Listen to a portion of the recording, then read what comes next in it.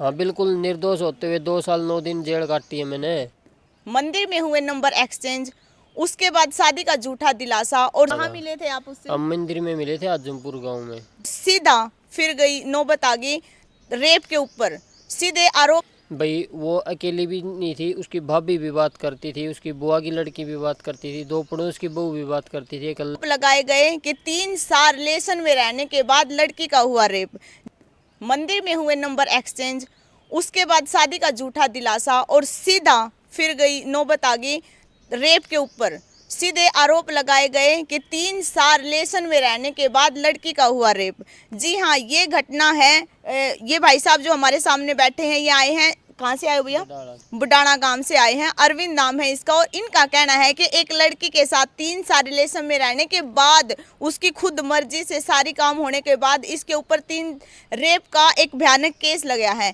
तो सारी की सारी जो घटना है, एक बार हम इस भाई से पूछते हैं। राम राम भैया। राम राम जी। तो अरविंद जी, ये बताइए कैसे, मतलब एक 3 साल एक साथ रहने के बाद फिर आपके ऊपर जो केस का, जो रेप का केस लगा है, वो बात वहां तक कैसे पहुंची?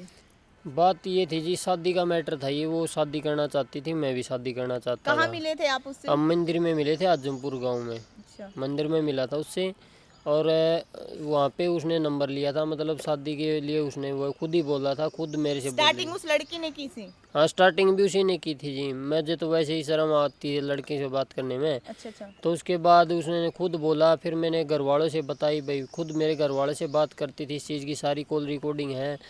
भाई वो अकेली भी नहीं थी, उसकी भाभी भी बात करती थी, उसकी बुआ की लड़की भी बात करती थी, 2 पड़ोस की बहू भी बात करती थी, एक लड़की थी पड़ोस की थी, वो भी, उन सबको पता है उस मैटर के बारे भाई में। हमारे, मतलब मैं किसी के साथ रिलेशन में हूँ, मैं किसी से बात करती हूँ, हमारा रिश्ता है, वो सबको पता था है? हाँ, उन सबों को पता था। अच्छा, और जी मैं उसका रेप मतलब हमारे बीच में ऐसा कोई रिलेशन बना भी नहीं था ना।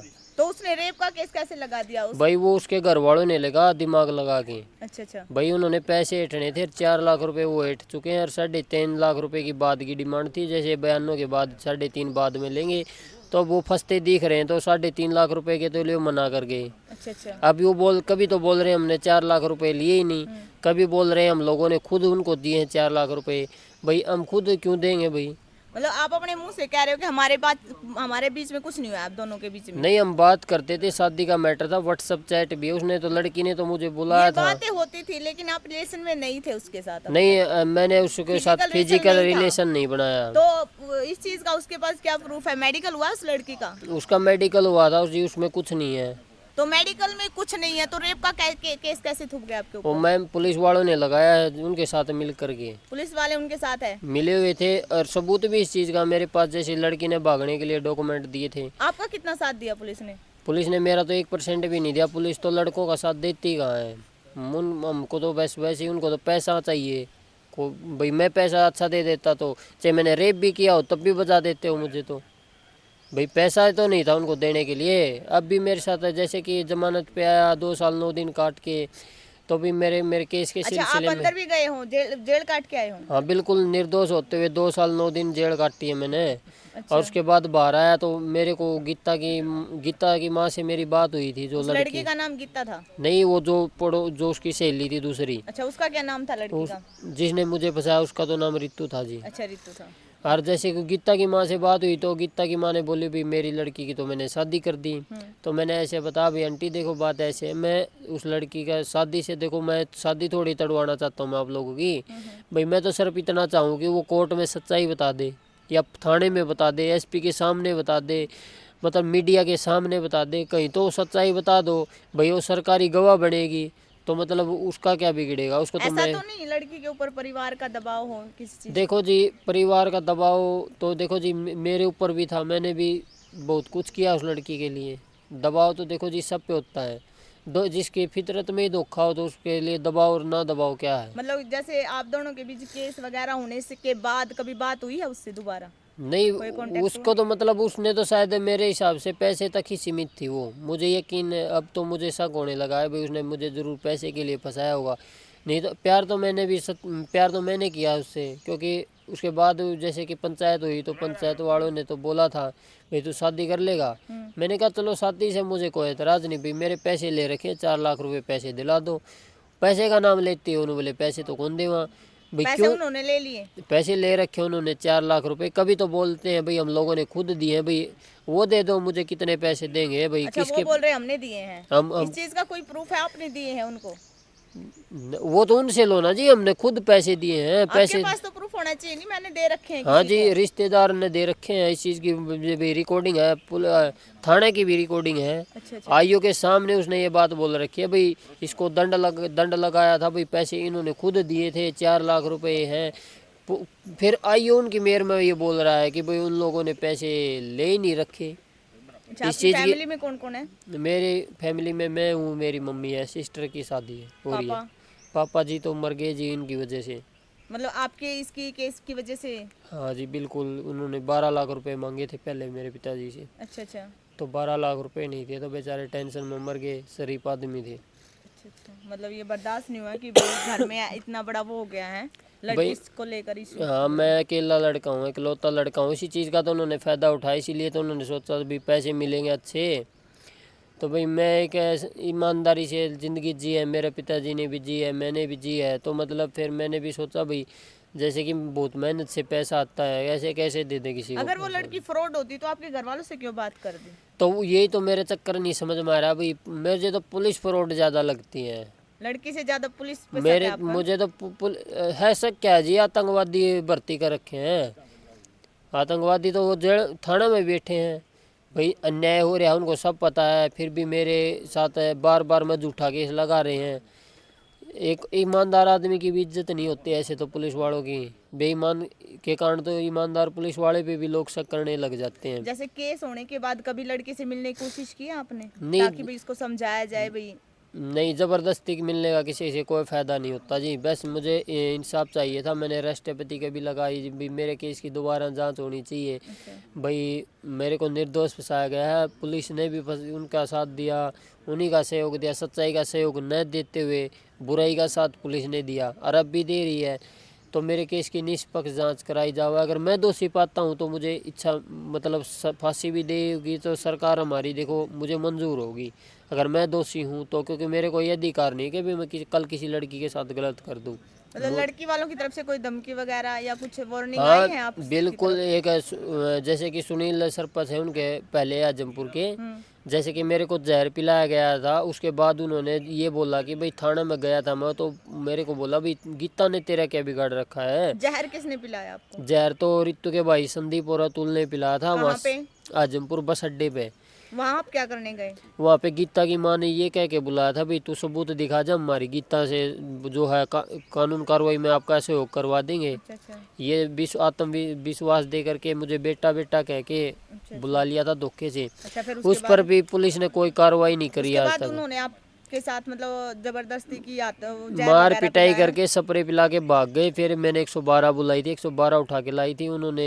मेरे इलाज कराया, उसके बाद ही सारा रेफर किया गया, MRR की टीम मेरे बयान हुए। तो जैसे कि मुझे छुट्टी भी नहीं मिली थी उस टाइम भी, पुलिस वालों ने फ़ोन किया भाई तो साइन करके जा थाने में। माँ जी साइन किस लिए? तो बोले भाई आजमपुर वालों ने तेरे ऊपर छेड़खानी केस कर रखा है। तो जी मेरे ऊपर कैसा केस है भाई? फिर उन्होंने पहले छेड़खानी की धमकी दी, फिर उन्होंने क्या किया मेरे ऊपर घर पे बढ़न का, गाली गलौज करने का भाई ये इल्ज़ाम भी लगाया। भाई बस स्टैंड से उनका घर काफ़ी दूर है, तो मैंने कहा जी मैं अगर आप तफ्तीश करो, मैंने DSP सर की एप्लीकेशन लगाई भाई DSP सर तफ्तीश करें, मेरे फ़ोन की लोकेशन निकलवाई जाओ है भाई, कॉल डिटेल निकलवाई जाओ भी, उनसे मेरा कोई संपर्क है नहीं है। तो DSP सर ने तफ्तीश की तो मेरा फ़ोन पे तो गीता की माँ से बात हुई पाई गई, तो भाई वहाँ पे मैं सच्चा निकला। तो उसके ऊपर कोई कार्रवाई नहीं हुई आपको? जहर पिलाया वो उन लड़कों नहीं, के ऊपर वो कोई कार्रवाई नहीं हुई? पुलिस वो कुलदीप आई उनके साथ मिला हुआ है खरड़ गाँव का, उसने क्या कार्रवाई की कि मेरी ही फैमिली मेरे ही खिलाफ है, मतलब मेरे ही रिश्तेदार मेरे ही खिलाफ है, ये लिख के। भाई कोई बोलने वाला तो है नहीं, पिताजी तो मर गए, अकेली माँ कहाँ कहाँ हंडेगी है भाई, ये बीमार रहा है, 1-2 साल में टपक जाओगी, वो तो ये चाव है भाई, वो पैसे जमा हो जाओगे। उनको बचाया जा रहा है, उस लड़की के मामा मुमार जो SP है DSP है, मतलब कानून तो सबके लिए बराबर है। बिल्कुल बिल्कुल। तो कानून है सबके लिए बराबर है, तो मैं तो कानून पे भरोसा करके चल रहा हूँ और मुझे आज भी उम्मीद है कानून मेरे साथ सही करेगा भाई। राष्ट्रपति की भी, पुलिस वालों ने तो राष्ट्रपति का भी मान सम्मान नहीं रखा, जब राष्ट्रपति भवन से जो मतलब जो मेरे वहाँ से जो कागज आए हैं राष्ट्रपति जी के वहाँ से साइन होके भेजे हैं, तो भी उन्होंने मेरे साथ खिलवाड़ ही किया है, इंसाफ नहीं किया है। उसके भाई के बयान, जैसे कि मैंने आरटीआई लगा कागज निकलवाए, तो मेरे बयान उसके भाई के बयान लिखवा के चेप दिए। मैंने बात की, मैम ऐसे ऐसे आपने तो उसके भाई के बयान लिखवा लिए, मेरे को भी हमारे को बुलाया नहीं गया अपने थाने में। पहले तो आप बोल रहे थे हम कानूनी कार्रवाई नहीं कर सकते, कोर्ट में केस चल रहा है। ये बताइए आपका बेगुनाही कि आपके पास क्या क्या सबूत है? मेरे पास कॉल रिकॉर्डिंग है, व्हाट्सएप चैट है, मेरी मम्मी से बात करती थी, मेरी बहन से, मतलब सारी रिकॉर्डिंग है। वो एक बार आप दिखाइए। वो 5-6 लेडीज थी, उन सभी की रिकॉर्डिंग है। मतलब जो उन लेडीज की भी रिकॉर्डिंग है हाँ, आपके पास, चैट और जो वगैरह? हाँ जो पुलिस ने जो सबूत गायब किए हैं, जो कागज डॉक्यूमेंट लेके गई थी घर से, जो लड़की के साइन हो रहे थे, जिस बंदे के हाथ से लेके गई थी मेरे दादा कपूरा पड़िया से, उस चीज़ की भी मेरे पास कॉल रिकॉर्डिंग है मुझे पास। लो मैं सुना देता, पहले तो आप ये सुन लो। मेरे दादा कपूरा पड़िया से जो उसमें लेके गए थे ना, ये सबूत लेके गए थे, ये है। अच्छा, मतलब एक मिनट ऑन करो इसको, लगा रहे आवाज कर, कुछ सुनाई तो नहीं दे रहा। एक मिनट। हेलो, राम राम दा। राम राम। तो मैं अरविंद बोल रहा हूँ, बलवान का छोरा है। बलवान वाला बोल रहा हूँ, बलवान का, बल्ले का पुत्रा। बोल भाई। हाँ, उस दिन मैंने आप दौड़ता हुआ लेके गए थे ना पुलिस वाले। अरे मेरी माँ ने आपती वो कागज दिए थे, डॉक्यूमेंट छोरी ना बाद पैच के शादी कराने खातर दिए थे, वो फोटो दे रखे थे मेरी थी। वो आपती दिए थे मेरी माँ ने। हाँ दिए थे। और वो पुलिस वाला थी, आपने दे दिए। हाँ, वो पुलिस वाले ने चलान में तो कॉल लगाई। चलान में उनका क्या मतलब लगने का? क्यों, डॉक्यूमेंट तो लगाऊंगा, प्रूफ के तौर पे थे। मैं क्या डॉक्यूमेंट थे वो फोटो स्टेट कॉपी थी सारी। वो कोई दिक्कत नहीं, मैं भी तो मेरा सारा लगाऊंगा, ओरिजिनल फोटो ओरिजिनल थे। वो क्या सारा लगाऊंगा,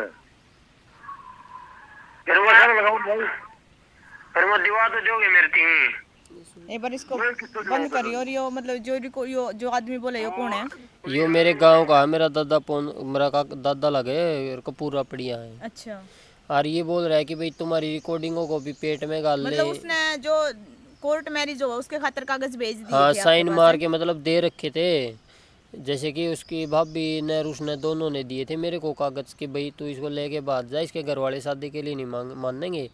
तो मैंने जैसे कि कागज तो मेरे पास आ गए थे, लेकिन फिर उसके बाद उसने कहा कि मैंने बहुत समझाई कि आप अरेंज ही मैरिज कराएंगे, तो उसका भी हौसला हो गया था। उसके बाद उसने उसके लिए मान भी गई थी वो, लेकिन उसके बाद पता नहीं उसने उसके घर वालों की बात तो मैं कैसे आ गई कैसे नहीं आई। उसके बाद पलट गई हाँ। भाई वो है। हाँ, उसके बाद उसने रेप का केस लगाया और आगे ये मामला बढ़ा। हाँ, उसके घर वालों के बारे में भी बात हो रही है, जैसे कि ये इसमें रिकॉर्डिंग है। रिकॉर्डिंग मैं चला दूंगी आपकी सारी, क्योंकि भाई देखो इसके पास है ना हर एक सबूत है कि जिसके पास इन्हें कागज रखे थे वो सबूत भी है। घर वालों से लड़की बात भी करती थी, यानी कि 1-2-3 दिन का प्यार तो चलो मान लेते हैं, हफ्ता 10 दिन अगर कोई लड़की किसी के साथ रहे उसके बाद फ्रॉड करके चली जावे तो उसकी तो अलग बात हो है। लेकिन बात हो जो लड़की थी पूरे के पूरे 3 साल लगातार रिलेशन में इसके गले रही है, बातचीत हुई है। हालांकि फिजिकल रिलेशन इनका नहीं था, लेकिन उसके बाद भी लड़की ने बताया है कि उसके साथ रेप होया है।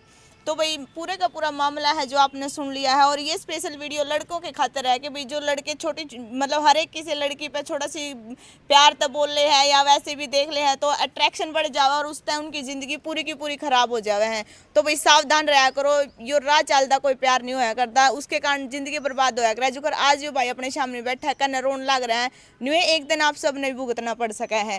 तो आज की इस वीडियो में इतना ही, आगे मिलेंगे नेक्स्ट वीडियो में। राम राम सारा ने।